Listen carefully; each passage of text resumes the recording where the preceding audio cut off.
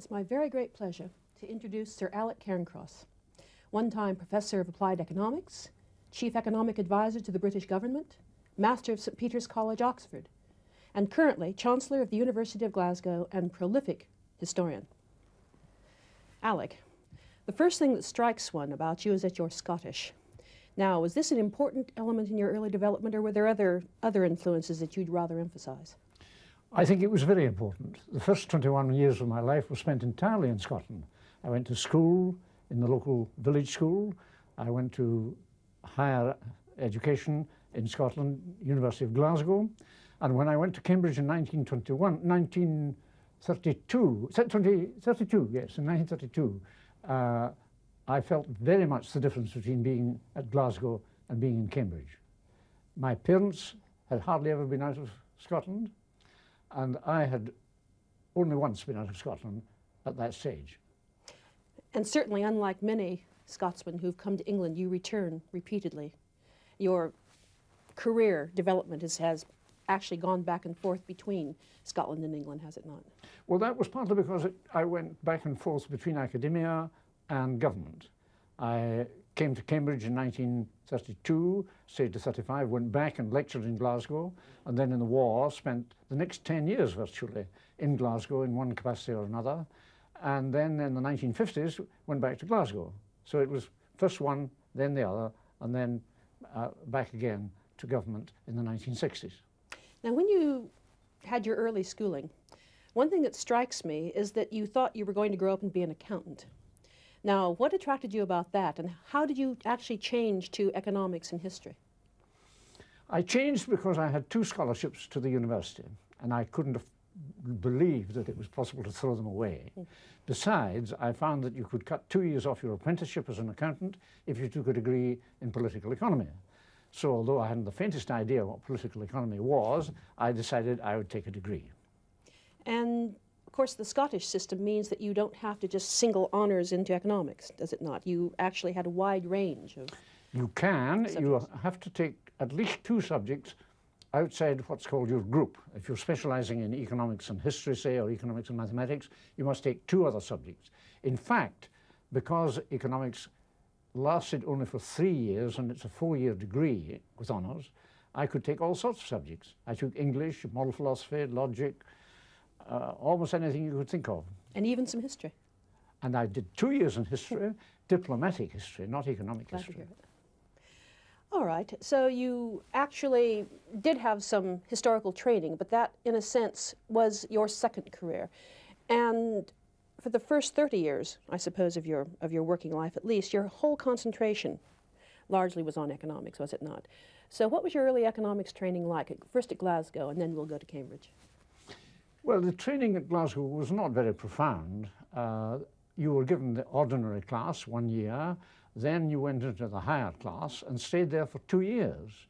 And you were lectured to almost exclusively by the professor, who was a very distinguished economic historian, but had no idea how to teach economics. So that when I finished, what economics I knew, I had learned by myself, by reading. I'd specialised particularly in international trade. And that was a subject which, on the whole, English economists avoided.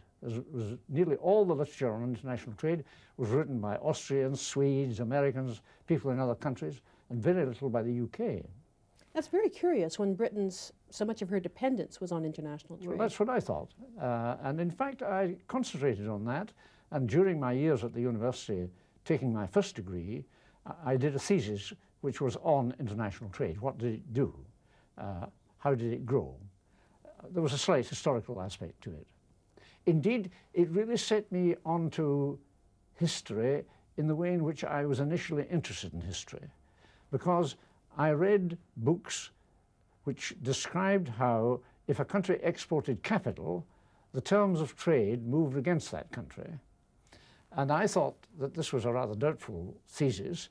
It seemed to me that it was the other way around, that if the prices of the goods exported by a country went up, then it was likely to invite foreign investment, so that foreign investment would move in favour of the importing country at the same time as it imported capital. And it would move against the exporting country, the country exporting capital, but not because it exported capital, That was the source of the motive for exporting the capital, that you were getting high prices. I mean, this is a piece of work that you returned to again in Cambridge, of course, and then later when you are actually a professor of economics. Yes, in Cambridge something else happened, because there I was listening to Keynes, and he was developing a theory which at that point was exclusively a closed system story. It didn't bring in international trade at all. Earlier work by him had dealt with international trade, very much so. And I thought that it was necessary to extend his theory to the international trade field. Now, if I looked at foreign investment and the relationship between foreign investment and domestic investment, I was dealing in Keynesian terms with Keynesian concepts, but I was dealing with it historically, and I wanted to see the relationship. When you exported capital, did that mean you cut domestic investment, or did the two things blow up together and subside together?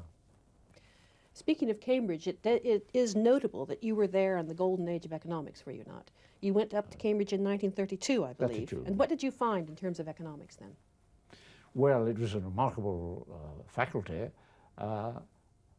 Not all of them had a degree in economics. Keynes had no degree in economics, of course. But you had Keynes, Dennis Robertson, Gerald Shove, Richard Kahn, Joan Robinson, Austin Robinson. You could go on and on. Lots of very distinguished people. I would say by far the most distinguished faculty in the world in 1932. Although they might not have sat examinations in the subject, they had studied it intensively and were very good lecturers. So I learned a lot. But in addition, of course, because they had that reputation of being very distinguished, they attracted people from all over the world.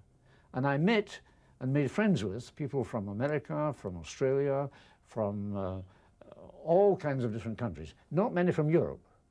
They didn't come from Europe very much, or few, but mainly from the British colonies and the United States. And what was it like being a research student at Cambridge? I gather your thesis was about the third one ever done in economics at Cambridge. I mean, in other words, you were in some sense, at least in a minor way, a path breaker. Now, does this mean that you were, I don't know, an unusual element in Cambridge that was still mostly for undergraduates, or did you find a postgraduate circle with whom you could actually work? Or did Keynes encourage postgraduates? Both things are true, but when I went up, there were no PhDs alive anywhere in economics. There had been one who did a book on increasing return, but was run down by a bus. There was one who was just about to graduate, Ronald Walker, an Australian, and he went off to Australia shortly afterwards in 1933. We gave him a dinner when he got his PhD because we said it could be done. And I think I was next in 1936, in fact.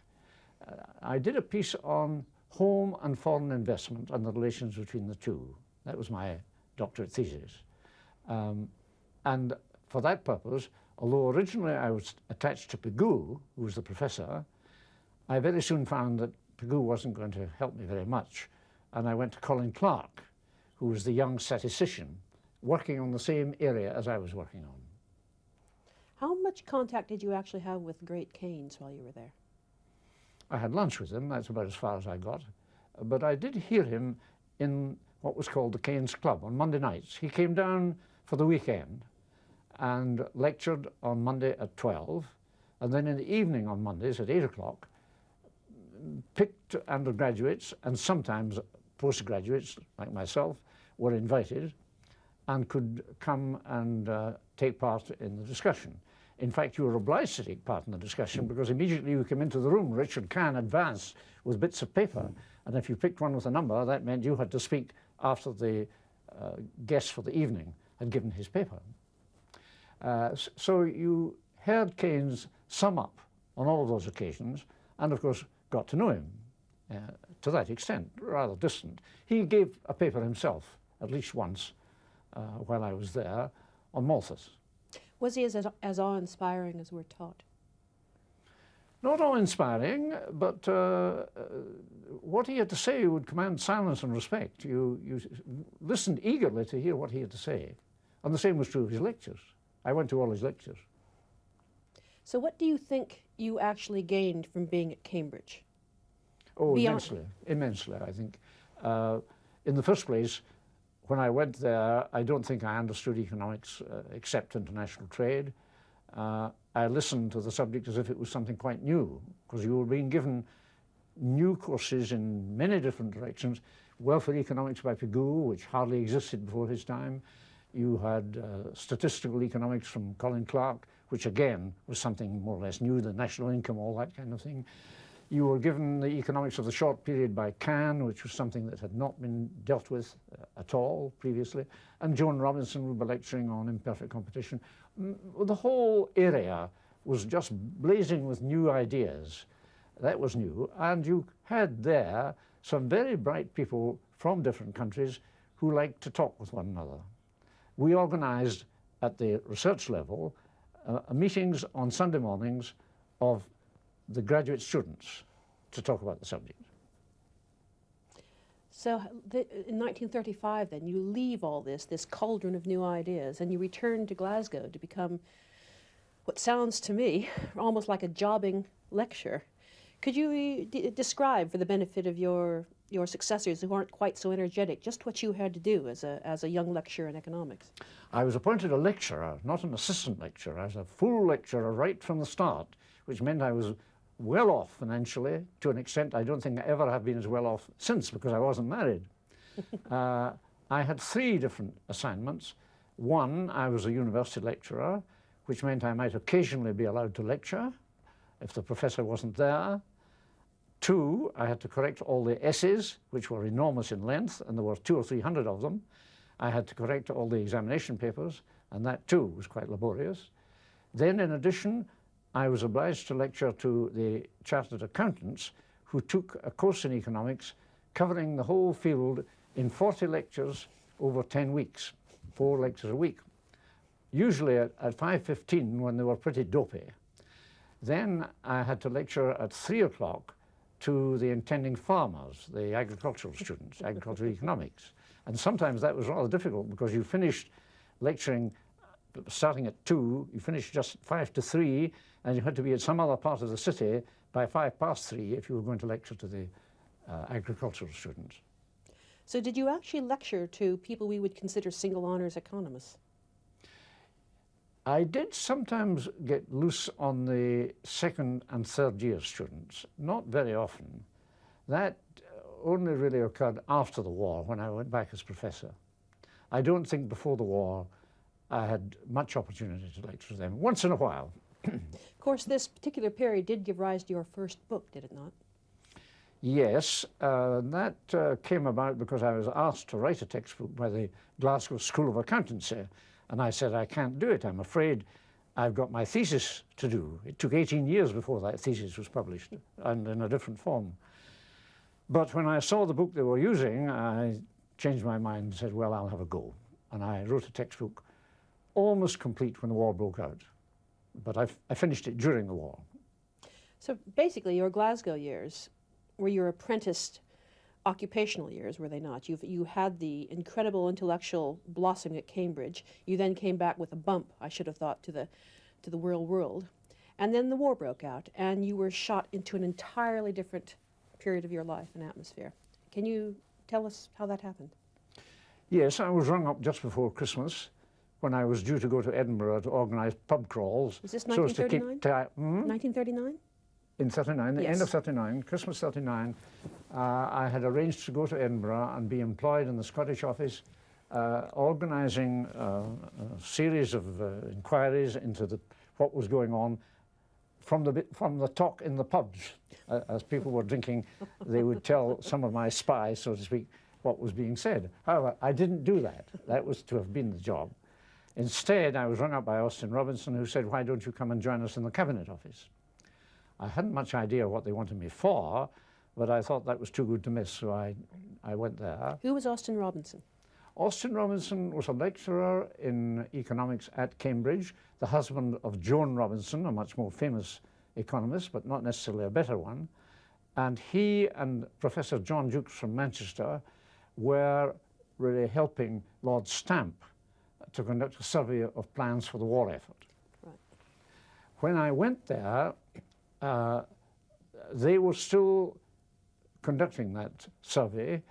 Two economists were helping Stamp, Henry Clay and Hubert Henderson, and it was they who had recruited Austin Robinson and John Jukes. It was rather like going into the Ark. It always 2 by 2 by 2.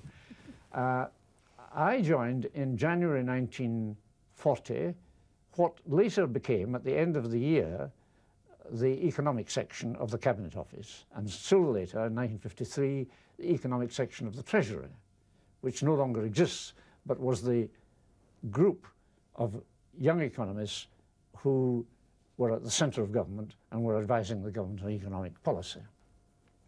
Now, this period of your life is particularly important for your work as a historian, because just to look ahead a bit, all of your work in government, in one sense or another, provided the beginning raw material for the books you were then to write from the 1970s and 80s on. So can you take us through the experiences you had in the economic section and aircraft production in Germany and so forth? Yes, but let me start by saying that the first work I did in history was done before the war.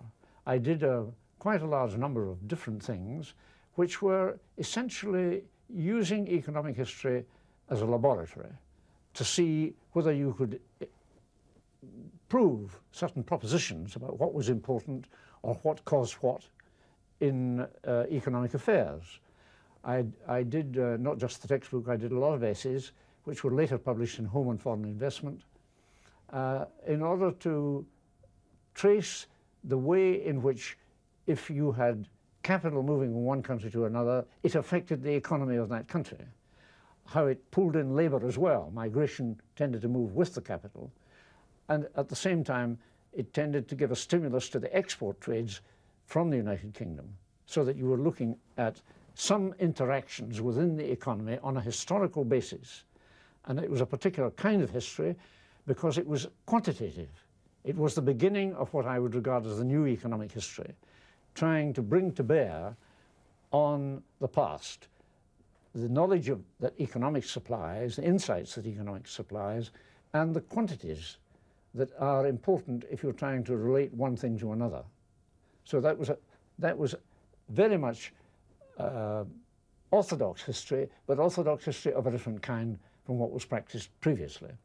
When it came to the war, I was involved in a number of different things. I spent some time in the Cabinet Office, in the economic section in 1940-41, and then after that, I went, thinking something more active was needed, to the Ministry of Aircraft Production, and was responsible for planning the production of propellers, aircraft engine components.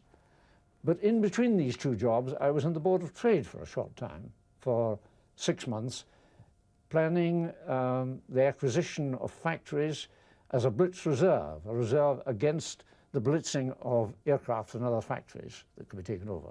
So I moved from the Cabinet Office to the Board of Trade and then to MAP.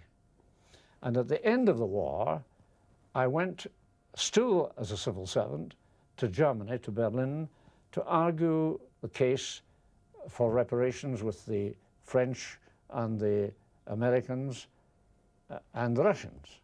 And that was a very interesting experience.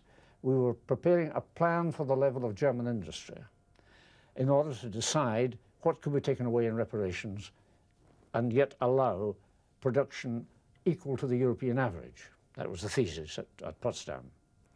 And that took up six months. And it was only after that that I got back, and then I went to The Economist for 6 months or so, and after that went back into government. Well, I think I'd like to take a bit closer look at your Home and Foreign Investment book, which you published in 1953 when you were actually a real professor by that time, professor of applied economics at Glasgow. And we'll return to the war years when we take a look at some of your other history books, I think. And you said it was the beginning of the new economic history. But there were, of course, fairly famous economic history books around, Sir John Clapham and Lipson and so forth. What were they like, and how did your economic history differ from theirs? Well, I read Lipson. I found him rather boring.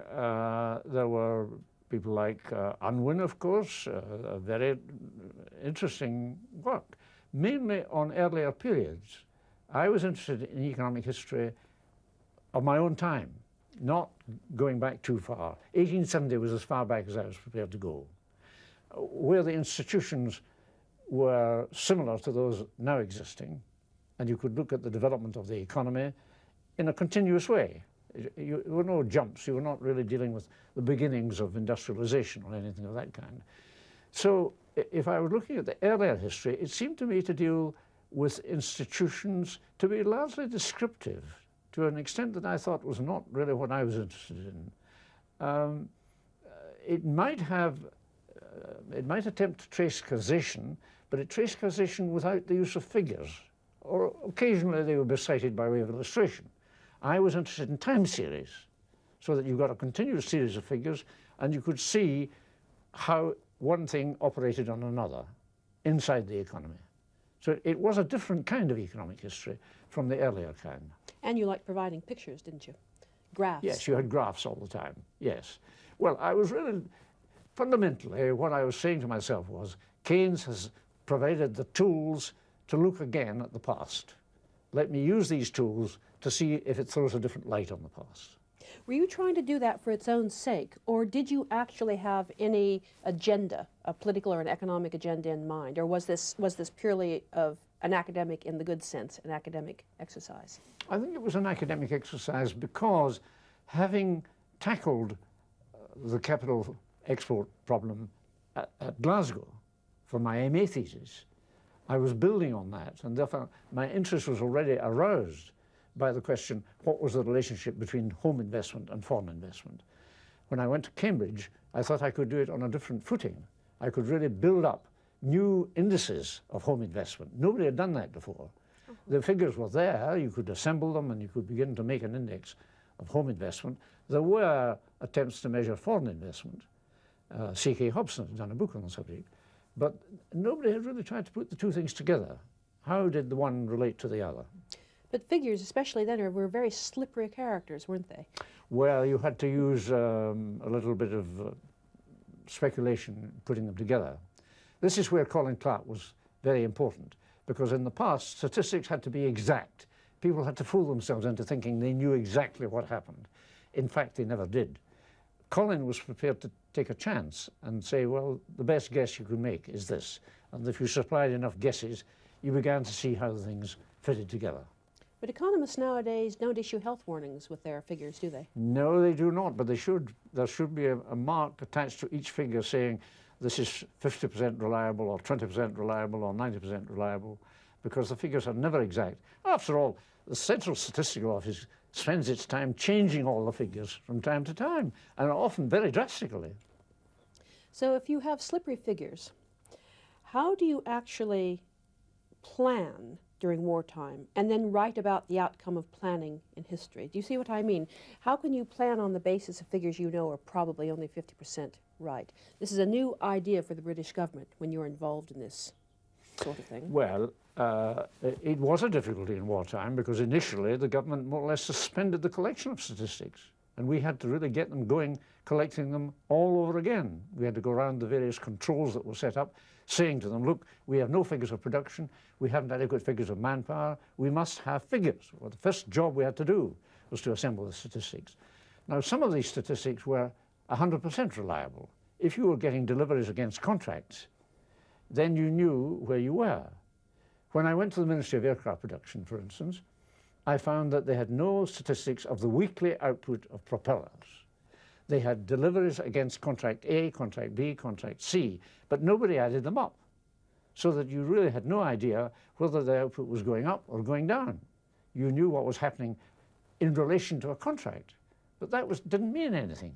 So your first job was to really get going on time series, and these time series were indispensable if you were planning. So to what extent is there a continuity from that period in terms of a statistical effort in the British government? I think from that time on, figures changed. In the first place, the look of the figures changed. If you get a book issued on statistics before 1939 and look at the figures, take the statistical abstract, it's unreadable. Small figures, you can hardly make them out. We introduced Gill Science type, which still is used in all the government publications. and which really makes them readable and sometimes rather inviting to read. Second, we issued a series, Series A, Series B, Series C, Series D, Series E, all secret statistics, which of course no longer continue, but Series B turned into the monthly digest of statistics. All the statistics you see nowadays, virtually all, had their roots in what we were doing in 1940. All right, so in 1951 then, you returned to Glasgow University as Professor of Applied Economics, which is interesting, rather than just political economy or economics. To what extent can you convey to your students lessons learned from your time in government, or is this irrelevant to what you're doing? I don't think that anything I told my students between 1950 and 1960 had very much to do with what I did in wartime. It had a big influence on what I did personally, but it didn't, I think, influence much of the teaching I engaged in, because I was there as a research professor, not as a teaching professor. I insisted on lecturing because I thought it was silly to do research and not lecture. But I was not there as the Adam Smith professor. I was the new professor of applied economics and director of a department engaged in social and economic research. So I had to chivvy my chaps into doing research on what I thought were interesting subjects in economics, not history. There's a big gap in my life, if you're talking about history, between what went on up to 1939 and what I started in the 1980s, when I began again to write about what had happened in the past in each of the activities I engaged in during the war and after the war. To what extent were you able to guide your younger colleagues into doing the sorts of research you thought were important, which I gather had to do with Scottish industry and labour markets and that sort of thing?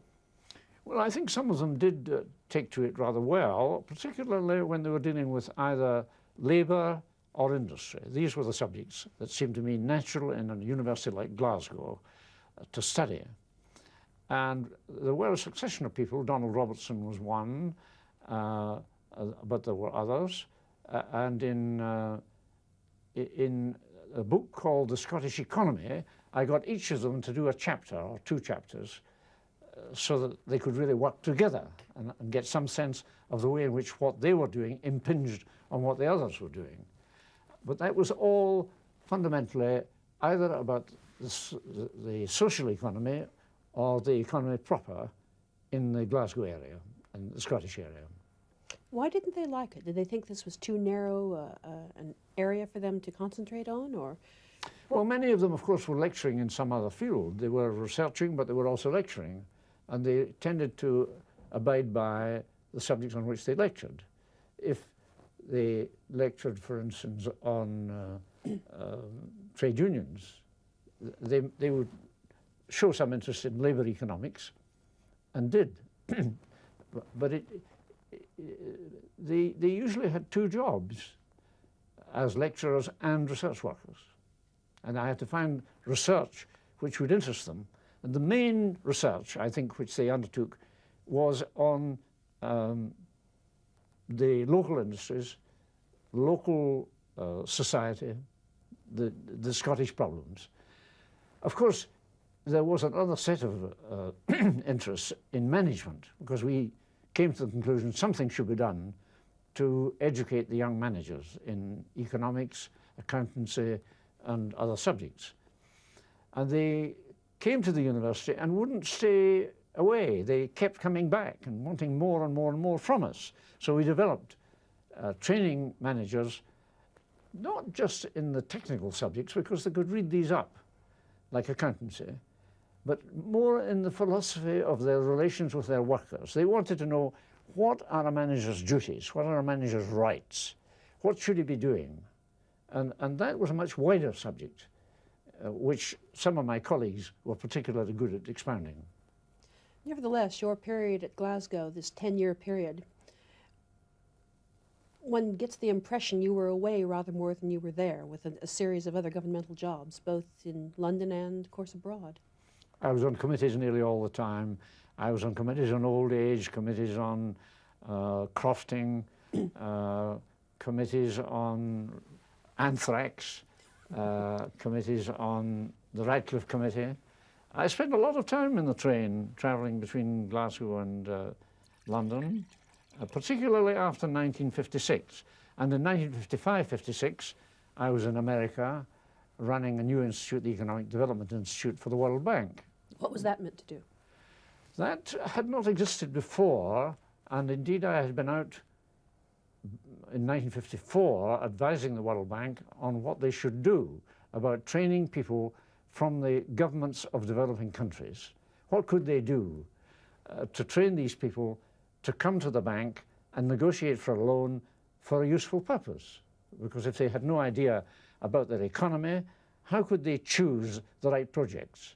So they came, or were invited to come, to Washington, and with the help of two of the staff of the bank, I started an institute where they were being trained to deal with that kind of topic, studying how the bank functioned, studying how economies functioned, how development took place. And that should have gone on for quite a long time. I could have stayed indefinitely on that job, but I wanted to get back to Glasgow, and Glasgow would only give me 18 months leave, so I had to go back rather soon. How successful do you think the Economic Development Institute was? Oh, very successful. It, when I last had contact with it in Korea in about 1982, it was really going very strong. All over the place. Korea was really being run by people who'd been trained at the Economic Development Institute. And other countries, the same might well be true. There were a lot of people who'd come, who'd taken the course and gone back and become important figures in their administration and risen in the administration, knowing a little bit about economics, but understanding also how the World Bank worked and able to pull in the World Bank whenever they thought that would help. So you returned to Glasgow, and soon in 1961 you were going to have what must have been an extremely important and interesting invitation, which was to found the first government statistical service. I went down. I was invited to come into the government in succession to Robert Hall, who had been the economic advisor to the government ever since 1947, 14 years. He must have advised the Treasury to come to me. It was either myself or it would have been Donald MacDougall. He was the obvious alternative because he also had been in government quite a lot in his time. At any rate, I went to the Treasury to Selwyn Lloyd to start with. And then after that, Reggie Modling, and after him, Jim Callaghan, and after him, Roy Jenkins. So I had 4 chancellors, one after another, in that time. What did you start doing first? What was your first position? Because it changed midway through the 60s. Oh, it was simply a change of title. I was given the same title as Robert Hall had, that I was economic advisor to Her Majesty's government. But they abandoned that title in 1964 when the Labour government came in, for some reason, I don't know why. And I was then asked to go to Washington as an ambassador and refused because I wanted to stick by my staff and I wasn't sure what was going to happen to them. And it was finally agreed with Jim Callaghan that I would stay on as the head of the Government Economic Service. Previously it had been purely a Treasury affair, but I had spent a lot of my time trying to recruit economists for other departments. And Jim Callaghan, when he heard that, said, well, you ought to be head of the Government Economic Service. There was no Government Economic Service. There were a set of private armies. But now it is a Government Economic Service. It has gradually become melded into one service. All right, so you go to Whitehall in 1961 with Selwyn Lloyd. What did they say your job was going to be and how did it develop? When I went at first, there was a staff of about a dozen, all very high level, who did the work. I sold the jobs. I said, I'm your market. You supply me with the goods, and I will find the minister who ought to be told and make sure that your ideas are acted on. It was difficult in the Treasury because they were doing jobs involving economics without having been trained as economists. And the economic section in a sense, had to do the training. Certainly if you took somebody like William Armstrong, he would have agreed right away that he had been trained in economics by the economic section. He became the permanent secretary in my time and was probably one of the most distinguished permanent secretaries they've ever had in the Treasury.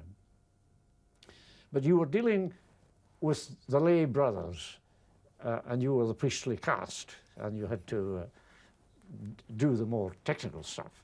Mainly forecasting, I would say. What they couldn't do at all was forecasting, and that occupied a good deal of the time. And then interpreting the forecast in terms of the action that the forecast pointed to, what should be done. Because it didn't point automatically to one course of action. You had to decide, what did this suggest you ought to be doing?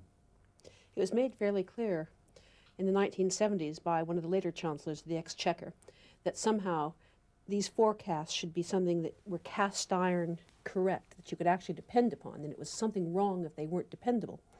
Now, to what extent did your ministers in the 1960s depend upon you for absolute cast iron forecasts, or were they aware of the malleability of these figures, It varied. to the extent they reflected reality? It varied. They learned through time that forecasts could not be relied on 100%.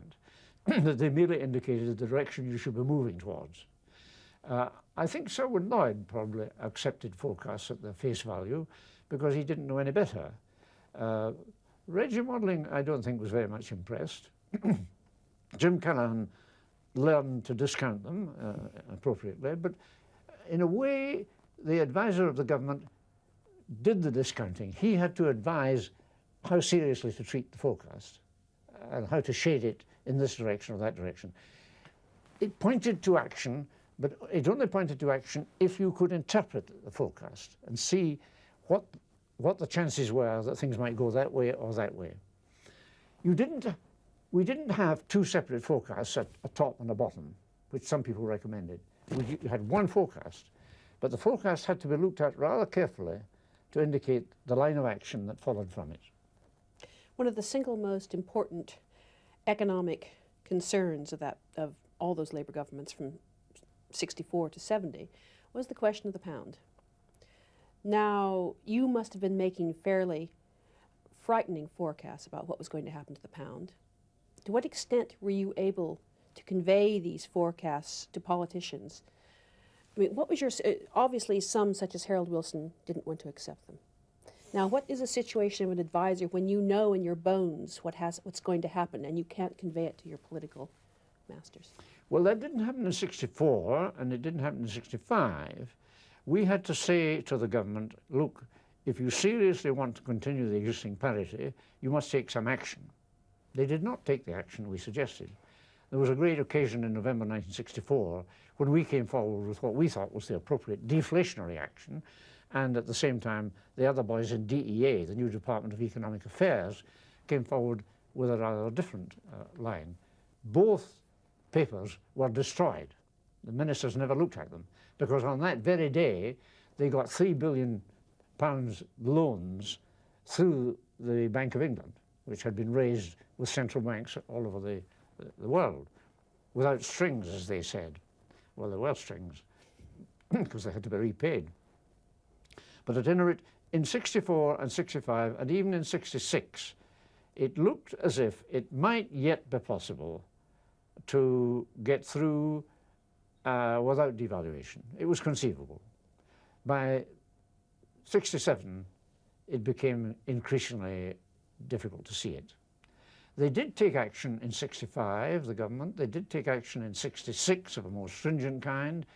In 67, they felt the economy was already too depressed to take further action.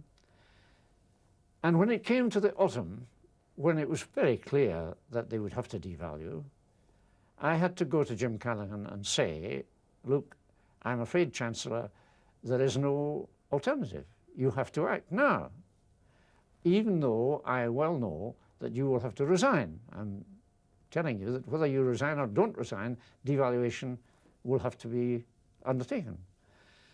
And that started it off, but they were rather slow. I told them at the beginning of November, And it wasn't until about a fortnight or more had passed before they did devalue. And in that time, we lost an awful lot. We lost about £1,000 million in one way or another, running through the exchanges. That can happen, but that's a very rare event. I mean, you had a chancellor who had made it clear to his staff that if he had to devalue, he would resign. So you couldn't really go to him very easily and say, you had to be absolutely sure of your ground. And even then, he and the Prime Minister thought that they could live through the winter and the Americans would be staging a boom in 1968, so that would save them. Well, that was obviously either the high or the low point in terms of anxiety and emotion. The following year, it was a bit easier, was it not, as the economy under Roy Jenkins moved into surplus? It was even more terrifying. Was it? Oh, yes. It looked as if the whole thing was going to pieces. He did all the right things, but he got very little credit for it. And even at the end of the year, in November, we were in as big a mess and in as terrifying a situation as I think we've ever been in. It looked as if we were going to be forced again to devalue, and if we did it again, we might have to do it yet again. 1968 was an absolutely terrible year. 69, it was all right. When I left the Treasury at the end of 1968, I was convinced everything was fine. Just as when I left the Board of Trade in 1949, after the devaluation that year, I was convinced everything was fine. Very few other people believed it, but it proved to be true. At least for the next few years. Well, yes, only for a few years, but it could have gone on if they had done the right things. They did the wrong things in 1972. But up to 1972, everything was fine. You left the Treasury, of course, in response to an invitation from Oxford, which was to become Master of St. Peter's College. Now, this must have been a very difficult decision for you to take, and entirely to leave hands-on occupation to go to administer the head of an institution. Did it cause you any difficulties? No, not at all. I had already agreed to go to Canterbury to be Master of King's College. I knew that at the end of '68, once the devaluation was over, I'd better get out. I did the same in '49. And the excitement was past. After that, it would be plain sailing, as I saw it. It wasn't quite plain sailing, but it was not too bad. Did you leave because you thought you had a measure of responsibility, or just that it wouldn't be very interesting anymore?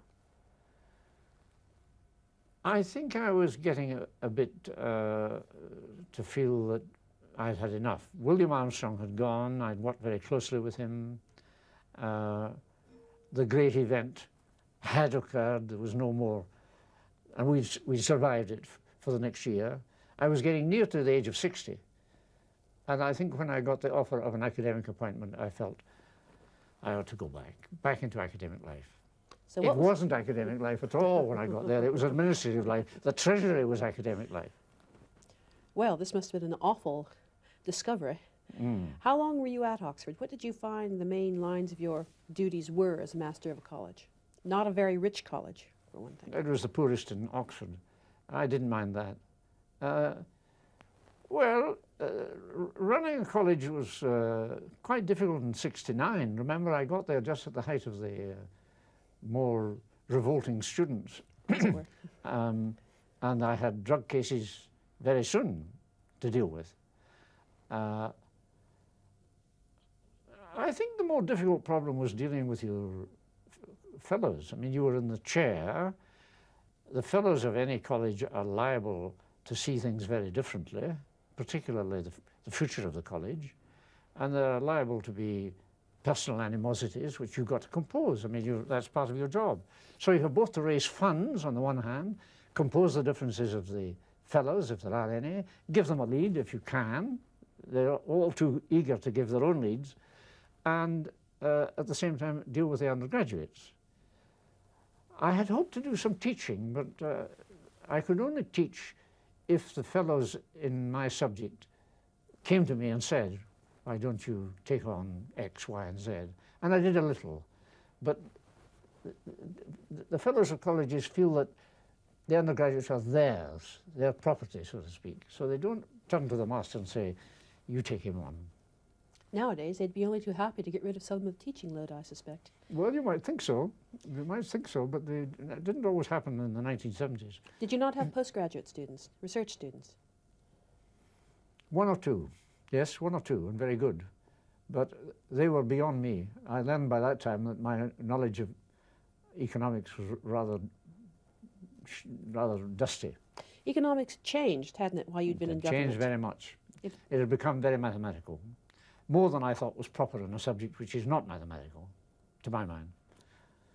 I mean, you may use mathematics. I don't object to using mathematics, but most of the issues have a high element of uncertainty, and unless you have some feel for the interrelations, independent of the mathematics, you won't reach the right answers.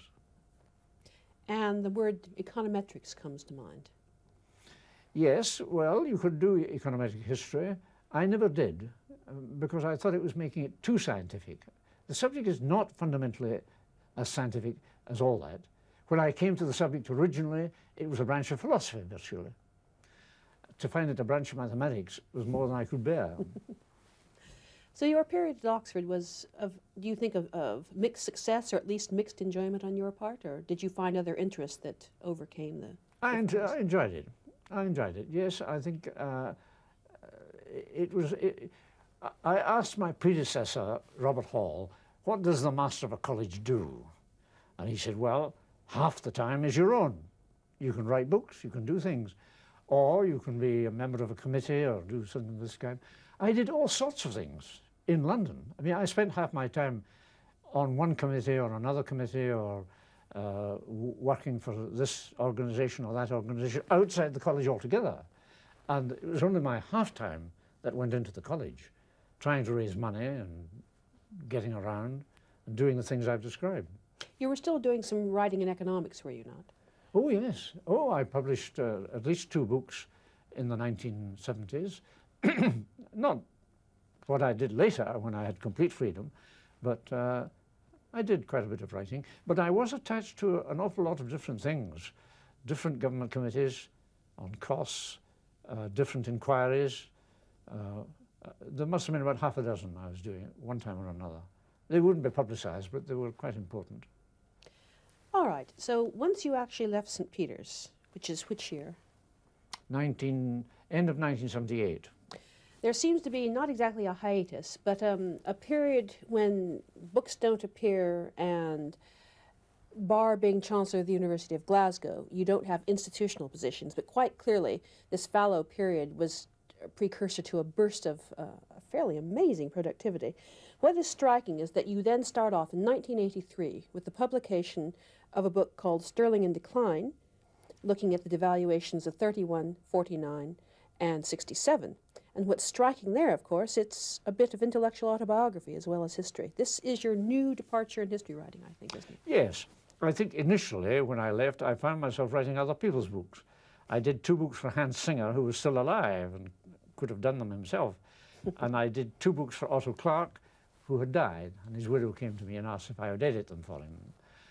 These appeared. But at some stage along the line, I said to myself, this is really ridiculous. I should be writing my own books. Now is the time. And it happened that Barry Eichengreen was working on the devaluation of 1931, and he was in Oxford. I got talking to him, and we discussed things, and I said, I've done a piece on 1949. I could easily do a piece on 1967. Let's make a book of it. And we did. And that was the start. Once that began, it really released me in a sense. I went on to do more or less a book a year from then on. I did, as a next book, a study of the economic section, because I found that I could get access to the Public Record Office and get hold of material there and write it up. And I wanted to go back over things in which I had been engaged and see whether they had worked out as I thought they worked out at the time, or how they worked out subsequently, afterwards. And I did that with the economic section, and then I went on to do a book on the Ministry of Aircraft Production, where I had spent 4 years, and wrote a book on that. I wrote a book on 2 books on Germany, on my negotiations with the other allies for the future level of industry in Germany. one a full-length study coming right up to 1949 of what happened in Germany after the war, The Price of War it was called, not my title, and one called A Country to Play With, which was a rather jeu d'esprit I'd really written when I was suffering from mumps in 1952, but had never really finished. And I added a little bit and put it out, in a sense, for private circulation to get it off my chest. And after that, I looked around to see what else I could do, and did I do another book on historical experience? Nothing on the 50s. Oh yes, years of... Years of recovery. I did years of recovery, yes. That was a major activity. That acquainted me with the riches of the Public Record Office. Once I got to the Public Record Office, I felt this is heaven. I could sit here for ages just reading all these entertaining minutes that people write to one another. I wrote that book there. And then I wrote A Life of Austin Robinson, who was an economist in Cambridge in my time, and whom I had followed on, I think, 2 or 3 separate occasions. I joined him in the economic section in 1940. It was he who invited me to come. I took his place in Berlin in 1945 when the negotiations were going on the future of reparations and German level of industry. And I followed him into the Board of Trade as economic advisor in 1946. So I felt I owed him something, and I wrote his biography. Actually, he wrote quite a bit of it himself, because he kept writing me letters all the time, which contained more and more information about his life. Now that's a problem, isn't it? It can be useful, it can also be dangerous. I mean, working with private memoirs or people's diaries, you can always ask yourself, why is this man trying to fool me? Now, what sort of test could you apply to someone who had been your friend, whose word you were willing to accept, but how do you distance yourself from the friendship to be an actual working historian here, a skeptical historian? Well, I based myself quite largely on his published work and on his unpublished work, because he wrote letters. He was a great letter writer. That was in the days when people did write letters, 20 pages of them, from Bombay, I remember. After a great journey from way up country down to Bombay that took him 3 days, he wrote his wife a letter of 20 pages. And these letters survived. He'd written them either to his parents before he was married, or when he was out in India with Joan, and he'd written them when he was in Africa, in the south of Africa, to his wife in 1932. So I had great stretches that were covered in that way. And then sometimes I would come on pieces he had written from Bangladesh, say, an account of 2 days in Bangladesh, in the capital, steaming at humidity and enormous. But the things he'd done at the age of 75, going right round all the institutions and finding out what was going on in Dhaka, which was then the capital of Bangladesh, were fantastic. So I had a lot of first-hand material. What he told me in his letters to me was supplementary. I could check against the published account. And I knew him. What was more, I knew him, so that counted. But that can be the danger, can't it? If you're too close to your subject, or if you're too close to the Ministry of Aircraft Production, or you're too close to the Chancellor. How do you validate yourself? Do you see what I mean? That, I can look at these things anew, and I can check one document against another. If you've written the document, how do you then? Well, I hadn't really had much contact with Austin since 1946. I'd seen him from time to time because he was, of course, Secretary of the Royal Economic Society when I was president, and he came in to my life on occasion for a short time, but we didn't discuss the past. It's merely that I saw him at work in 1940. I knew how he worked, and I'd seen how he edited the journal, what kind of things he put in the journal. I had enough to go on in that way. It might not be, the real problem was not Austin, the real problem was Joan. What did I say about Joan? Because they were not on the happiest of terms, as you know. And in the end, I did it rather discreetly. I decided there was enough in Austen himself to write about without making half the book about his wife. And I relegated her to about 2 pages, and that was all. It makes it, in some sense, an old-fashioned biography, doesn't it? I mean, they treated their children very badly, but you draw a veil over this as well. Well, I talked to their children, and their children talked to me. As far as I could see, they didn't necessarily treat them badly, they neglected them, and not entirely. Joan did take quite a lot of trouble over the children. I think I got to know quite a bit about that. It's not a perfect biography because it's the first one I've ever done, and therefore I'm conscious of the defects. But I think I did an honest account of Austen as a man. I mean, one striking thing, in fact, I'd like to ask you to reflect on briefly, is you had mentioned before your home and foreign investment is, in a sense, the first of a new type of economic history. Now, your lifetime has seen, in a sense, the rise and fall of economic history. Now, why do you think this happened? What do you see as the reasons for this? Well, I read papers by people who say that economic history has fallen. I'm rather surprised by all that. I think British economic history may have fallen because Britain is a country of much less interest than it used to be. And if you write books about British history, maybe they don't sell, where usually they'd have sold in all kinds of countries who want to know what happened in Britain, because that will tell us where we're going. I think it's still true that there is an interest in economic history as a laboratory for economics. But for the moment, the fashion in economics has turned towards the mathematics, towards very definite scientific statements, not against the kind of statements that a historian would make. I think that economics ought to be more of the character of history, with more uncertainty surrounding the conclusions, with judgments, not demonstrations of everything. And I think when the fashion swings back again in that direction, as I'm sure it will, economic history will be found a very good way of teaching economics.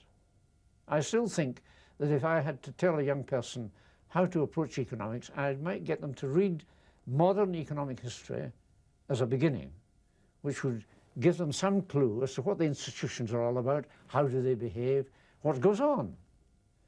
If it's modern, that is. If it's ancient stuff, it may be different.